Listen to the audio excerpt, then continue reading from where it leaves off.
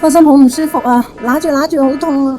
你以為我做緊戲啊？幾年前呢，我曾經試過喺街突然之間有個心，哇，好似有隻八爪魚抓實你咁樣啊，又痛又剩，我當時真係以為自己會死㗎。咁啲朋友話：喂，你會唔會係三高啊？咁我即刻就去揾個醫生睇啦。點知一 check 呢，嚴重超標啊！我啊，梗係唔想食西藥啦，因為聽啲朋友講啊，一食咗就好難停㗎啦。咁啱呢，我就行過去萬寧喎，就見到呢有隻叫做草肌活心丸。咁我當時入到去呢，咪睇下啦，點知望下個價錢，咦，又好 OK 喎，平民價喎。咁佢又成分天然啦，咁你食2個禮拜到呢，咁佢就可以降低你嘅血管嘅壞指數。咁我咪買嚟試下咯。我由舊版食到新版，足食咗4年啦。初食嗰陣呢，我大概係食咗2個星期左右啦，我個人呢就精神翻晒啦。咁仲有我嗰個頭暈呢都少咗好多喎，心口呢又冇咁翳住咁樣咯。過多一排呢，我就再去檢查喎，我嘅三高啊、壞指數啊，真係去翻正常嘅水平啊！升級版嘅活